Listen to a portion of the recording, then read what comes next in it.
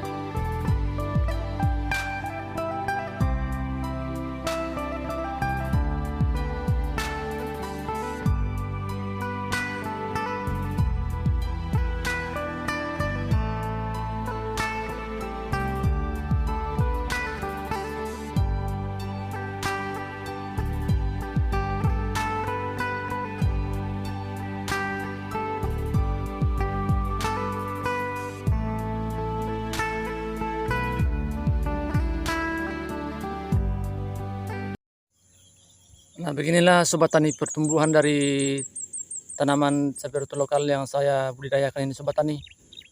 Ini sudah saya lakukan pengocoran yang pertama kali, yaitu dengan menggunakan 3 bahan, yaitu asam humat, kemudian asam amino, dan pembena tanah. Tetapi dalam hal ini Sobat Tani, saya menambahkan satu item lagi, yaitu satu bahan, yaitu kalsium asam humat. Mengingat Sobat Tani, di tempat kami ini cuaca ekstrim dan kadang hujan terus menerus, jadi kita harus menjaga kondisi dari lahan kita ini supaya nanti tingkat keasaman tanah itu Sobat Tani nanti akan lebih tinggi kalau kita tidak mengaplikasikan kalsium, karena tekstur tanah dalam lahan ini adalah pasir, tanah-tanah pasir Sobat Tani, jadi bukan tanah-tanah asli. Jadi itu perlu mengaplikasikan kalsium asam humat. Nah, jadi situasinya sudah seperti ini Sobat Tani perkembangannya. Pada pengecoran pertama sudah memunculkan calon-calon tunas Sobat Tani, tapi masih kecil-kecil seperti ini. Nah, dan pada kesempatan pagi hari ini saya akan melakukan pengecoran yang kedua dengan 3 bahan yang sama, dan saya tambahkan dengan kalsium asam humat. Nah, jadi ada penambahannya Sobat Tani dari bahan yang biasa digunakan Profesor Cabe Mas Udin untuk mencegah kekurangan kalsium dalam setiap bedengan. Pada pengecoran kali ini Sobat Tani tetap sama dengan pengecoran yang pertama, kedua, dan ketiga. Nah, jadi masih ada pengecoran lagi satu kali, yaitu seminggu setelah pengecoran kedua saya lakukan lagi pengecoran, yaitu pada umur 15 hari setelah tanam.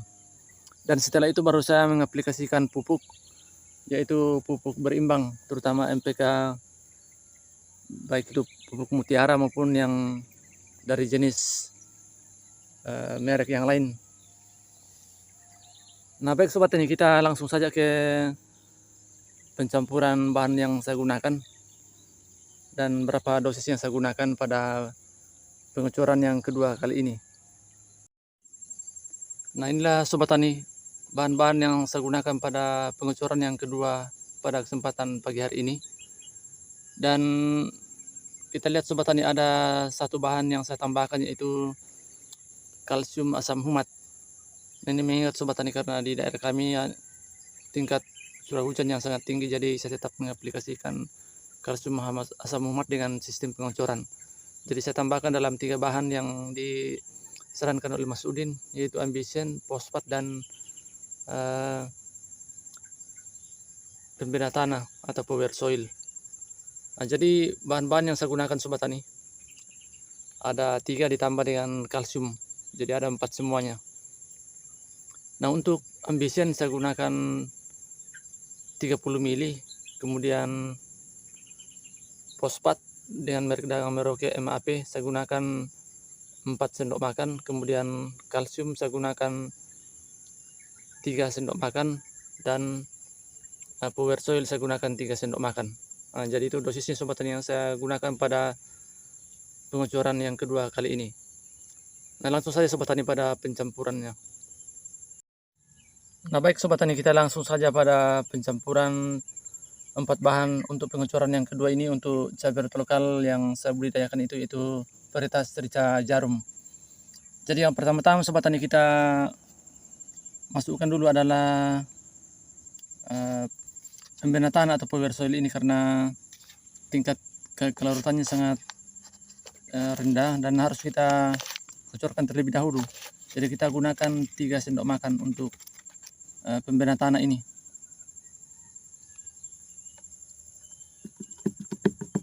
Satu,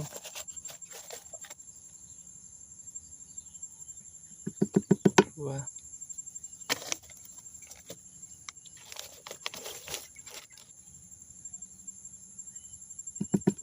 tiga. Dan ini Sobat Tani kita aduk terlebih dahulu supaya cepat larut.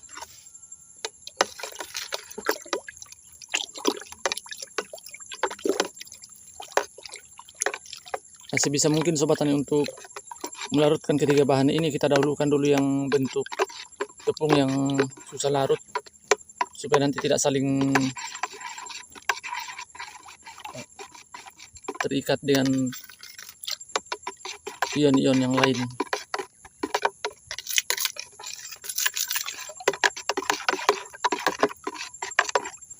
Jadi setelah ini Sobat Tani baru kita lagi larutkan lagi kalsium asam humat yang bentuk tepung, baru kemudian pupuk fosfatnya, karena kalau fosfat itu Sobat Tani cepat sekali larut dibanding dengan yang bentuk tepung.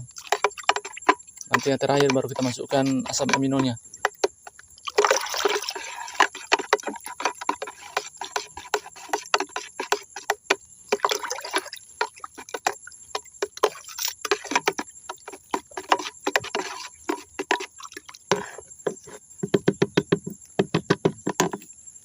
Nah, sekarang Sobat Tani kita masukkan lagi yang kalsiumnya. Kita gunakan 3 sendok makan. Ini kita gunakan Sobat Tani untuk pengocoran. 1, 2,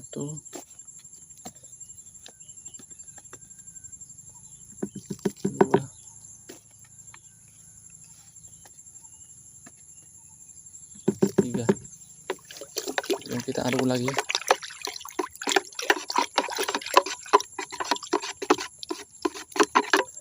Jadi tujuan memang memanfaatkan kalsium asam humat ini Sobat Tani itu untuk menjaga agar tingkat pH tanah kita itu tetap netral, karena lahan saya ini berupa lahan yang berpasir, jadi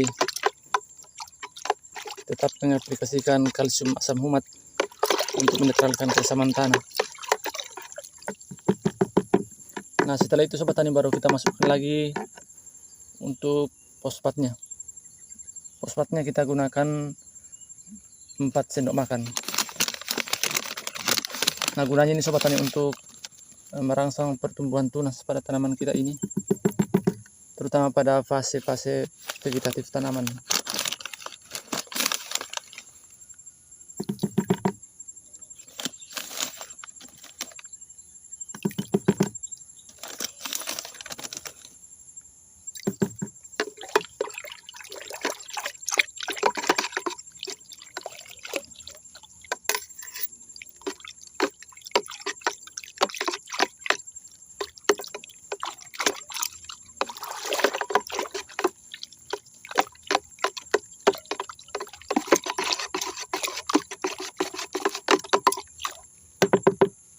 Kemudian yang terakhir sobat tani, kita masukkan asam aminonya.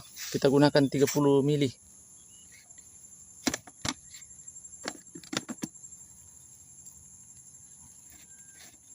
Jadi cukup satu tutup kemasan ini sobat tani.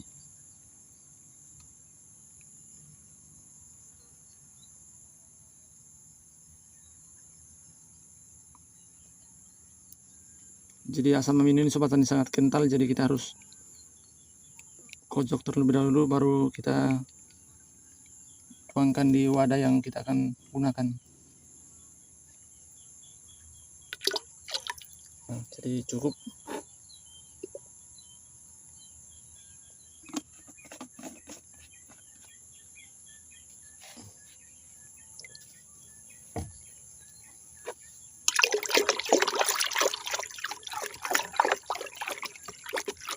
Jadi semua bahan ini sobat tani kita campurkan secara merata dalam air 10 liter. Nah, dalam pengucuran saya ini sobat tani, saya menggunakan alat pengucur dengan volume air 200 liter. Maaf sobat tani. Jadi pada pengucuran kali ini sobat tani, saya menggunakan pengucuran dengan volume air 20 liter dengan 4 bahan yang saya gunakan sobat tani. Jadi nanti ini saya tinggal tambahkan air sampai alat pengucur saya itu bisa penuh nanti. Nah, jadi alat pengucur saya sobat tani seperti ini. Nah ini. Jadi volumenya itu 20 liter. Nanti saya tambahkan dengan bahan ini sobat tani yang saya sudah larutkan.